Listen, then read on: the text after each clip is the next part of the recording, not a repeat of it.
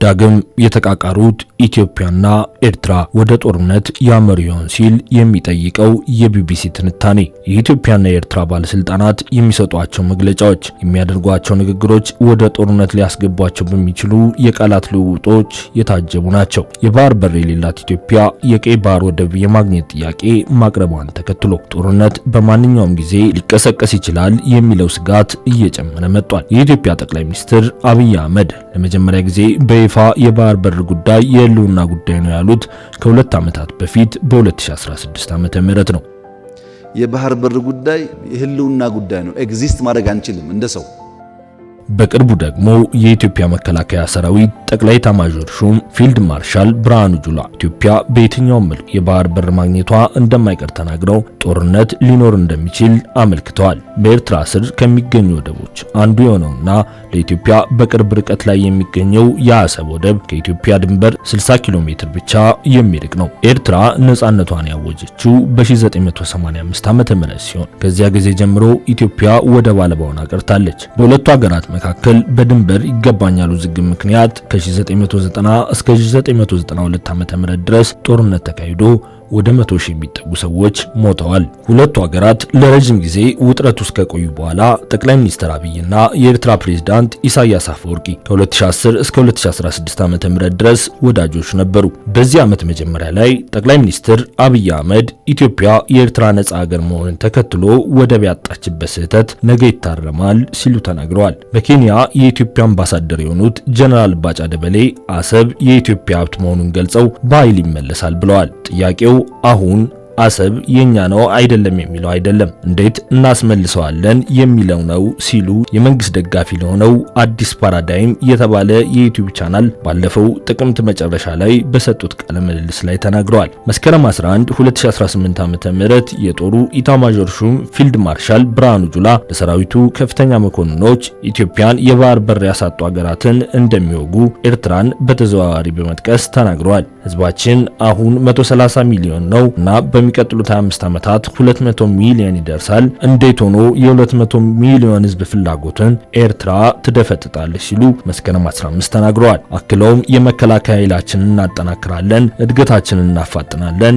እና የባህር በር ማግኘታችንን እናረጋግጣለን ብለዋል። ባለፈው ዓመት ነሐሴ ወር መጨረሻ ላይ ደግሞ የወታደራዊ ዲፕሎማሲ ኃላፊ የሆኑት ሜጀር ጀነራል ተሾመ ገመቹ ኢትዮጵያ የአሰብ ወደብ ባለቤትነት ሲያስረዱ ማንኛውም ዋጋ ሊከፈልለት የሚገባ ሲሉ ገልጸውታል። አሰብ በቀይ ባህር ላይ ነው የሚገኘው። ለህልውናችን አስፈላጊ የሆነ ማንኛውም ዋጋ ሊከፈልለት የሚገባ ነገር ሆኗል ነበር ያሉት ጀነራሉ። ዝም ብሎ እንደው ለፕራይድ ሳይሆን እንደው ባህር በር ማግኘት አለብን ብለን ከመናፈቅ ሳይሆን አሁን የህልውና ጉዳይ ሆኗል።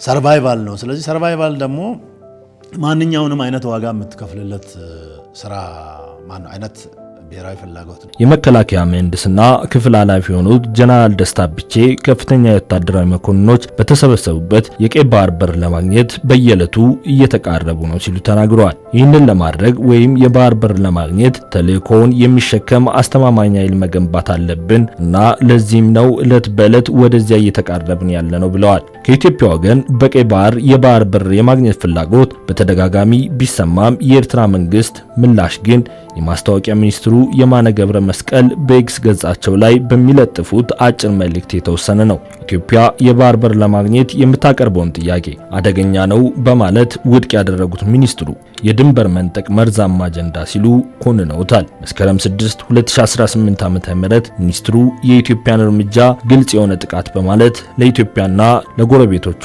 ጦስ እንደሚኖረው አስጠንቅቀው ሊታለፍ የማይገባው ቀይ መስመር መሆኑን ገልጸዋል። ብዙም ሲናገር የማይደመጠው የኤርትራ መከላከያ ህዳር ወር መጀመሪያ ላይ የኢትዮጵያ መሪዎች ህዝቡን ወደ ጦርነት አዘቅት መጎተት እንዲያቆሙ አስጠንቅቀዋል። ጦሩ አክሎም ቀይ መስመሩን የሚያልፍ ማንኛውም አካል ለመማር ዳግም ዕድል የማይሰጥ አዘቅቱ ውስጥ ራሱን እየከተተ ነው ሲል አስጠንቅቋል። ሁለቱን ሀገራት በሚያዋስኑ አካባቢዎች ግዙፍ የሆኑ ወታደራዊ እንቅስቃሴዎች ስለመኖራቸው ምንም የተዘገበ ነገር የለም። ይሁን እንጂ የኢትዮጵያ ብሔራዊ ቴሌቪዥን ጣቢያ ኢቲቪ በሺዎች የሚቆጠሩ አዲስ ምልምል ወታደሮች ሲመረቁ በተደጋጋሚ ያሳያል።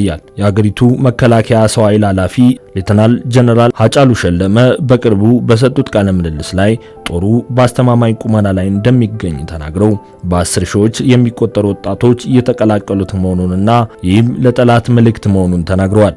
በዚህ ዓመት መጀመሪያ ላይ ጠቅላይ ሚኒስትር አብይ አህመድ ያቀረቧቸው ከፍተኛ ወታደራዊ መኮንኖች በፕሬዝዳንት ታዬ አጽቀሥላሴ የተለያዩ ከፍተኛ የማዕረግ እድገት ተሰጥቷቸዋል። ቅዳሜ መስከረም 10 2018 ዓ.ም ወታደራዊ ሹመት ያገኙ 66 ከፍተኛ የወታደራዊ መኮንኖች ሲሆኑ አራቱ የሙሉ ጀነራልነት ማዕረግ ተሰጥቷቸዋል። ጦሩ በተጨማሪም አዲስ የተገኙ ወታደራዊ መሳሪያዎችን፣ ተተኳሾችን ጨምሮ ታንኮችን እንዲሁም የታጠቁ ተሽከርካሪዎችን በብሔራዊ በዓላት ወቅት ለእይታ አቅርቧል። እስካሁን ድረስ ምንም አይነት ወታደራዊ ትርኢት ወይም ምላሽ ከኤርትራ ወገን አልተሰማም። ይሁን እንጂ በኤርትራ አሁንም በሺዎች የሚቆጠሩ ወጣት ወንዶችና ሴቶች የሚሰለጥኑበት የብሔራዊ አገልግሎት እንደቀጠለ ነው። ጥቅምት 5 2018 ዓ.ም የኤርትራ መንግስት ተቃዋሚ የሆነው አሰና ቲቪ የኤርትራ መንግስት በሰራዊቱ ላይ የእንቅስቃሴ ገደብ በመጣሉ ባሉበት ምድብ እንዲቆዩ መታዘዛቸውን ዘግቧል። የኤርትራ ምንጮች ለሀገሪቱ መከላከያ ኃይል አባላት በምድባቸው ውስጥ እንዲቆዩ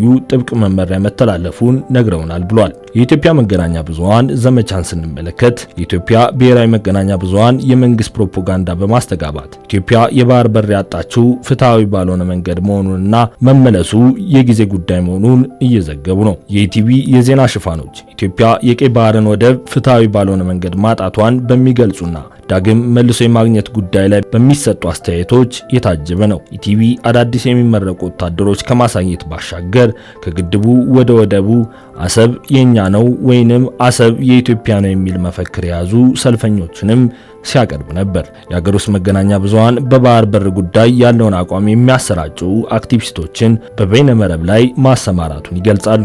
የነዚህ በማህበራዊ መገናኛ ብዙሃን ላይ የተሰማሩ ዲጂታል አርሚ ተብለው የሚጠሩ አክቲቪስቶች ቁጥር 60 ሺህ እንደሚደርስ ተዘግቧል። የኤርትራ መገናኛ ብዙሃንም ቢሆን የሚለው አለ።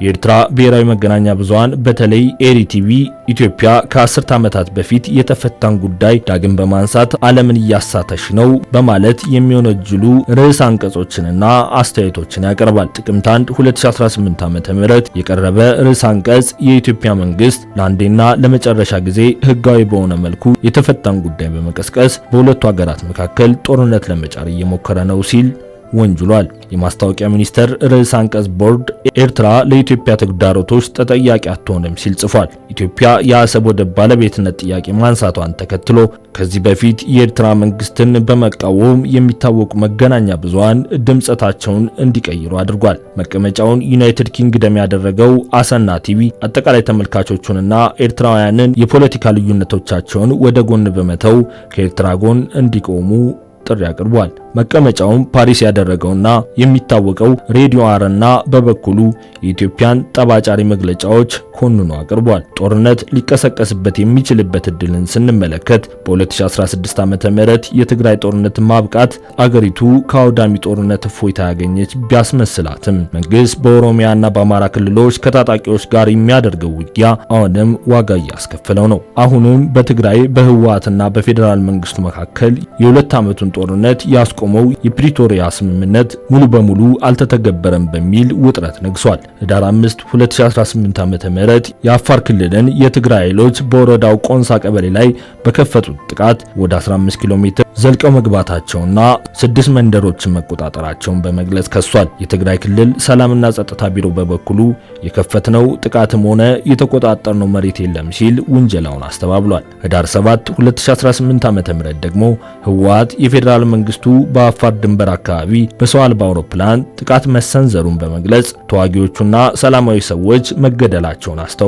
በህወሓትና በፌዴራል መንግስቱ መካከል ጦርነት የሚቀሰቀስ ከሆነ በኢትዮጵያና በኤርትራ መካከል ጦርነት የመቀስቀስ እድሉ የሰፋ ነው። ኤርትራ የኢትዮጵያ መንግስትን ተቃውመው ነፍጥ ያነሱ ኃይሎችን ትደግፋለች ሲልም ይከሳል።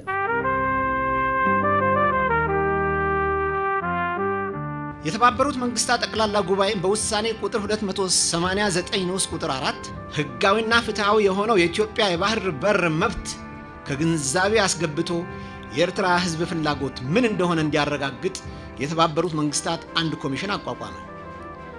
ኮሚሽኑ የኤርትራ ሕዝብ በአብላጫው ከኢትዮጵያ ጋር በፌዴሬሽን መቀላቀል መምረጡን ካረጋገጠ በኋላ የተባበሩት መንግስታት ጠቅላላ ጉባኤ በውሳኔ ቁጥር 390 ንዑስ ቁጥር 5 በታህሳስ 1950 የኢትዮጵያ ህጋዊና ፍትሃዊ የባህር በር መብት እንዲከበር ኢትዮጵያ ከኤርትራ ጋር በፌዴሬሽን እንድትቀላቀል ወሰነ እና የወደብ ጉዳይ በዚሁ ተፈታ። የኤርትራ ህዝብ ፌዴሬሽን ባይመርጥ ኖሮ በፓሪስ ጉባኤና በተባበሩት መንግስታት ውሳኔ መሰረት አሰብ ወደ ኢትዮጵያ በተጠቃለለች ነበር።